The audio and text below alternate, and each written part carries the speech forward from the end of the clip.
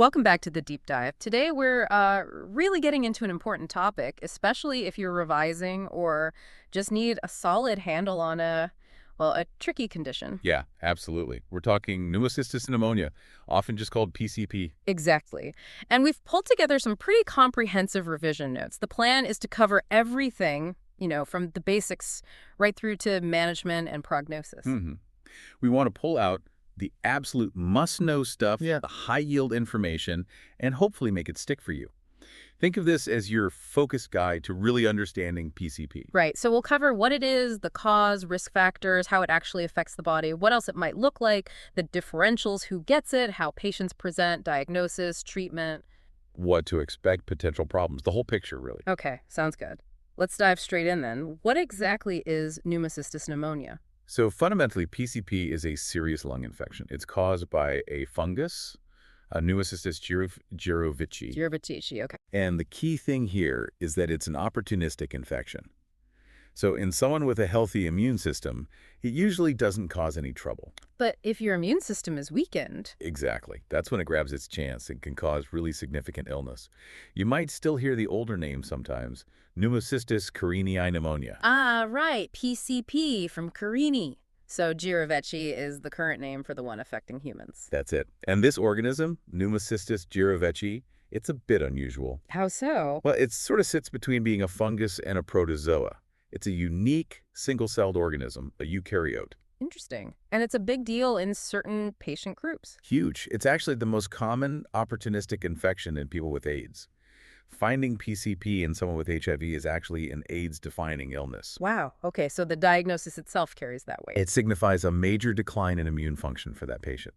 And it's serious. Without treatment, it can cause severe respiratory problems and potentially be fatal. Does it spread outside the lungs much? Thankfully, no. It mostly stays localized to the lungs. Extrapulmonary spread is pretty rare. Okay. So the main message is, serious fungal lung infection primarily hits the immunocompromised, needs timely treatment and prevention. Precisely. Got it. So that's the what. Let's talk about the etiology. Yeah. The why. What's the specific cause again? Right. The culprit is that fungus we mentioned, Pneumocystis jirovecii. And always remember, it's opportunistic. It needs that weakened immune system to cause disease. And how do people actually get infected? It's thought to spread through the air. You basically inhale these tiny fungal spores. Spores that are just around. Yeah, the fungus seems to be pretty common in the environment. But again, for most people with healthy immune systems, breathing it in doesn't lead to illness. It's just waiting for that opportunity, you could say. Right, the weakened defenses. Which leads us perfectly into risk factors. Who is most likely to get PCP? Well, the number one risk factor, as we've said, is a compromised immune system. But we can be more specific. People who are HIV positive are a major group, especially, and this is a key number, if their CD4 count drops below 200 cells per cubic millimeter. Below 200. Got it. Also, having other HIV-related issues like oral thrush, unexplained fever, or a prior AIDS diagnosis increases the risk too. Makes sense. But it's not just HIV, right? Not at all. Other big groups include people taking immunosuppressant drugs, think steroids, or drugs used after organ transplants or for autoimmune conditions. Okay, so transplant recipients. Yep. Wow. Also, patients with blood cancers, hematological malignancies, people with certain connective tissue diseases like rheumatoid arthritis, particularly if they're on those immunosuppressants. So quite a broad range of immunosuppression types. Indeed. And also think about congenital immune problems, things people are born with like SCID, thymic aplasia, hypogammaglobulinemia, Right. and perhaps less obviously severe malnutrition, especially in combination with HIV. And having pre-existing lung disease might slightly increase susceptibility as well. That's quite a list. Is there an easy way to remember the main groups? There's a little mnemonic that might help. Think, I'm H.O.M.I.E.S. I for immunosuppressed generally, M for malignancy, specifically of blood cancers, H for HIV with that low CD4 count, O for organ transplant, and T for treatments like steroids. I'm HO2. That's useful. Okay, so now we know who's at risk. What actually happens inside the lungs when pneumocystis takes hold, the pathophysiology? So the infection sets up shop primarily in the alveoli. Those are the tiny air sacs where gas exchange happens. Okay. The fungus being there triggers inflammation. And that inflammation messes up the normal process of oxygen getting into the blood and carbon dioxide getting out. And that inflammation causes damage. Yes, the lung tissue itself can get damaged. You get fluid building up in the air spaces, inflammatory cells accumulating. It all contributes to blocking gas exchange, Leading to... low oxygen levels in the blood. Mm-hmm. And if it's severe enough, it can progress to respiratory failure. So the lungs just can't do their job. Pretty much. Now, the exact molecular mechanisms aren't perfectly understood, but it seems to involve a poorly regulated immune response to the fungus itself. It primarily causes problems in people with defects in their T-cell immunity. Right. The T cells aren't controlling it properly. Okay. Now, those symptoms, shortness of breath, cough, sound like they could be many things. How do we differentiate PCP? Let's talk differentials. You're absolutely right. The symptoms overlap significantly with other lung conditions. So the differential diagnosis list is quite long. Okay, what's on it? Well, you've got to consider other types of pneumonia, bacterial, viral, other fungal lung infections too, like histoplasmosis or invasive aspergillosis. Right, other infections. Tuberculosis is a big one, especially the Mycobacterium avium intracellular complex, particularly in immunocompromised individuals. Okay. Then there's what we sometimes call atypical pneumonia, often milder. In the context of HIV/AIDS, you have to think about pulmonary Kaposi's sarcoma. That's the cancer affecting the lungs. Yes. Also, common viruses like flu or CMV infection. Less commonly, things like measles or varicella pneumonitis, Q fever, or rare bacterial infections like actinomycosis or nocardiosis. Wow. And even non-infectious things like lymphocytic interstitial pneumonia, linked to autoimmune disease, or even a pulmonary embolism, a blood clot. That's a huge list. It really highlights why you can't just rely on symptoms alone. Absolutely not. You need more definitive evidence. So how do we get that definitive diagnosis then, if the differentials are so broad? The gold standard is actually detecting the Pneumocystis jirovecii organism itself, or, parts of it, in respiratory samples. Finding the bug itself. Exactly. Finding its DNA or specific antigens, proteins in samples, coughed up or washed out from the lungs. We'll touch on how we get those samples when we talk investigations. Okay, makes sense. Find the culprit. Let's zoom out again, epidemiology. Who gets PCP and where? Has the picture changed over time? Well, as we keep saying, it's mainly people with weakened immune systems. Historically, HIV/AIDS with low CD4 counts was the dominant picture. But that's changed. Dramatically. The introduction of effective HIV treatment, HAART or ART, has massively reduced PCP incidence in that group. It's a huge public health success story. So, is it rare now? It's certainly much less common in HIV patients in places like the UK, thanks to good HIV care and preventative strategies. But, and this is important, it's still a very real concern for other immunocompromised groups. Like the transplant patients, cancer patients? Exactly. Transplant recipients on immunosuppressants, people with blood cancers, those groups are still significantly at risk. What about globally? Interestingly, reported rates might be lower in some developing countries. That could be due to several factors. Maybe lower survival rates for untreated HIV, potential underdiagnosis, or even other lung infections like TB being more common and maybe masking PCP. So still a threat, just the populations most at risk have shifted somewhat in high-income countries. Precisely. We can't become complacent, especially outside the HIV context. Okay, let's get practical now. How does a patient with PCP actually present? What are the clinical features we'd expect to see? Often, the onset is quite gradual, sort of insidious over days or even weeks. It's not usually sudden. Not typically like a classic bacterial pneumonia, no. The most common things are progressive shortness of breath dyspnea and a dry, non-productive cough, meaning they're not coughing much stuff up. Okay, shortness of breath, dry cough. Fever is common too, along with significant fatigue or malaise. Some people report chest discomfort. And if it's more severe? You might see cyanosis, that bluish tinge to the skin from low oxygen and obvious difficulty breathing, using extra muscles, breathing fast. What about listening to the chest? Auscultation. That's the interesting thing. Often, there aren't many specific signs on chest examination, especially early on. The lungs might sound surprisingly clear relative to how breathless the patient feels. A disconnect there. Any complications we might see presenting? A pneumothorax, a collapsed lung, can happen. And although rare, maybe 1–2% of cases, the infection can spread outside the lungs, extrapulmonary PCP. Where might that show up? You can see enlarged liver and spleen, swollen lymph nodes, sometimes eye problems like choroid lesions. So mostly lungs, but keep an eye out for rare spread. Any other clues? Well, shortness of breath that gets worse with exertion. It's very typical. Rapid breathing, tachypnea.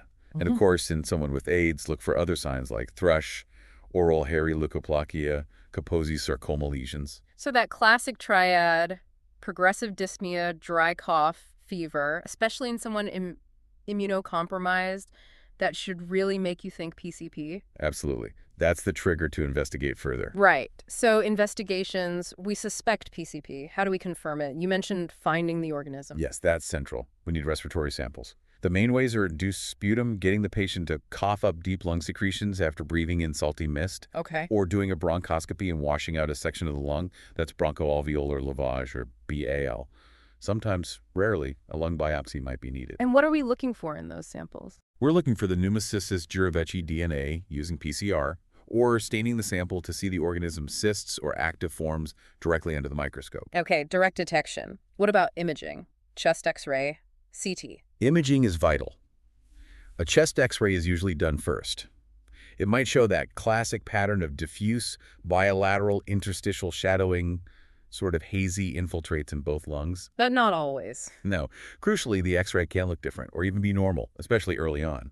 A CT scan, particularly high-resolution CT, HRCT, is more sensitive. What does the CT typically show? Often it shows what's called ground glass opacities, that hazy appearance again, often quite widespread. It can pick up changes the X-ray misses. Any other tests that help? Blood tests? Yes, some blood tests are supportive, though not diagnostic on their own. Lactate dehydrogenase, LDH levels, were often quite high in PCP. LDH, okay. Arterial blood gases, ABGs, are important to check oxygen levels. They'll often show hypoxia, low PaO2. And you might see a widened Ake-era gradient, the difference between oxygen in the alveoli and arteries, showing impaired gas exchange. What about that exercise test? Yes, exercise-induced desaturation. Sometimes checking oxygen saturation while the patient walks can show a significant drop, which is suggestive. Anything else? There's something about beta-D-glucan. Yes, serum 1-year beta-D-glucan is a fungal cell wall component. Levels can be raised in PCP, but also in other fungal infections, so it's not specific. It's being looked at more as a supportive marker. PCR on blood is sometimes used too, especially in HIV patients. So it's a combination, really clinical suspicion, imaging, and ideally finding the organism in a respiratory sample. That's the approach. Oh, and pulmonary function tests, PFTs, can sometimes help too. How? They might show reduced lung volumes, but the most consistent finding, and quite sensitive, is a reduced DLCO, the diffusing capacity for carbon monoxide, which measures gas transfer efficiency. Right, reflecting that impaired gas exchange. Okay. Okay, we've got the diagnosis. How do we manage PCP? First off, early diagnosis and starting treatment promptly is key. And remember to think about PCP even in non-HIV patients if they have risk factors. Where do we treat them? Hospital? Home? It depends on severity. Mild cases might sometimes be managed as outpatients, but moderate to severe PCP needs hospital admission, often for intravenous treatment. And it can take a little while to see improvement, maybe around a week. What's the main drug treatment? The first-line treatment, the go-to drug for mild to moderate PCP, is high-dose cotrimoxazole. That's trimethoprim sulfamethoxazole, or TMP-SMX. Cotrimoxazole, okay. It's very effective. What if someone can't take it? Allergies or side effects? There are alternatives. Atovaquone is one option, dapsone plus trimethoprim is another, or clindamycin combined with primaquine. What about that inhaled drug, pentamidine? Aerosolized pentamidine isn't generally favored for treatment because there's a higher risk of relapse compared to systemic therapy. Okay, so cotrimoxazole is preferred. What about severe cases? For severe PCP, it's usually intravenous cotrimoxazole or high-dose oral if they can take it. If that's not working or can't be used, then intravenous pentamidine becomes an important second-line option. You hear about steroids being used too. Yes, absolutely crucial.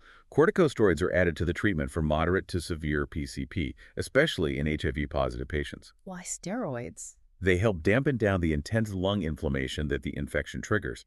Studies show they reduce the risk of worsening respiratory failure and death in more severe cases. So antifungal plus anti-inflammatory for severe disease. Essentially, yes. We also need to be aware that rarely drug resistance can be an issue, but cotrimoxazole is still highly effective in most cases. And how does HIV treatment RT fit in? Starting or optimizing ART is crucial for HIV patients, as improving their immune function is key to long-term recovery and preventing recurrence.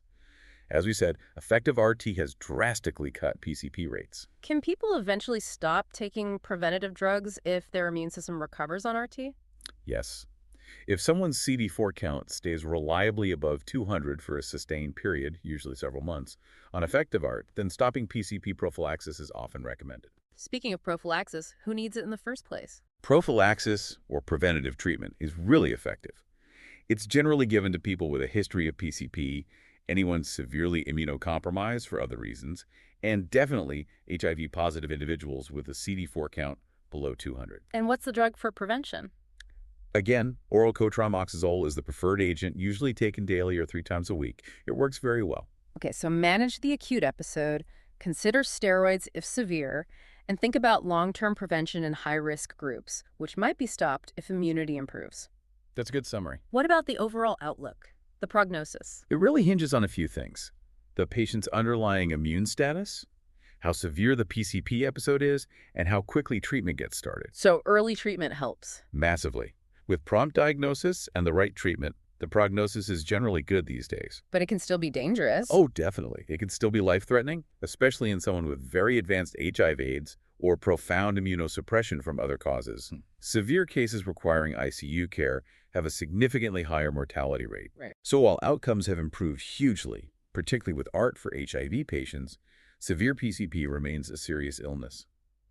We still see deaths, even in high-income countries, sometimes related to delays in diagnosis or access to care. It underscores the need for vigilance. What are the main complications we worry about with PCP? The big one is respiratory failure.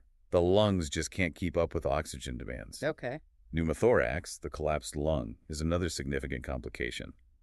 ARDS, acute respiratory distress syndrome, is a severe form of lung inflammation that can develop. Nasty stuff. Anything else? Patients are vulnerable to getting secondary bacterial infections on top of the PCP. Sometimes lung cysts can form. And as we mentioned, though rare, there's that risk of hematogenous spread the infection getting into the bloodstream and potentially seeding other organs like bone marrow, liver, spleen, lymph nodes, gut, even the eyes. So quite a range of potential problems if things go wrong. Yes, highlighting why getting on top of the infection quickly is so important. Absolutely. Well, this has been incredibly thorough. To wrap it all up, what's the single most important takeaway message about PCP for our listeners? I think the key is PCP is a serious but usually treatable lung infection in immunocompromised people. The cornerstone is thinking about it in the right context, the patient with weakened immunity and respiratory symptoms. Then, diagnosing it properly, usually with respiratory samples and imaging, and starting treatment, typically high-dose cotrimoxazole, promptly. And don't forget prevention for those at highest risk. Great summary. Think of it, find it, treat it, prevent it. For everyone listening, if you want to cement this knowledge and explore more resources, definitely check out passthemsra.com. That's PASSTHEMSRA.com. And also freemsra.com. FREEMSRA.com. Lots of helpful stuff there. Yeah, really useful sites. As you review all this, try to connect the dots how the risk factors lead to the pathophysiology, which explains the symptoms and investigation findings and guides the management. Exactly. Seeing those links really helps it stick. And maybe a final thought to leave you with.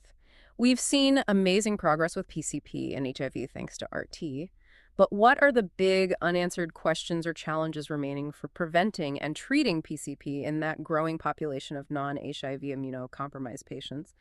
The transplant recipients, those on biologics, cancer patients, where does the research need to go next? That's a great question. Definitely food for thought. Thanks for joining us for this deep dive into PCP.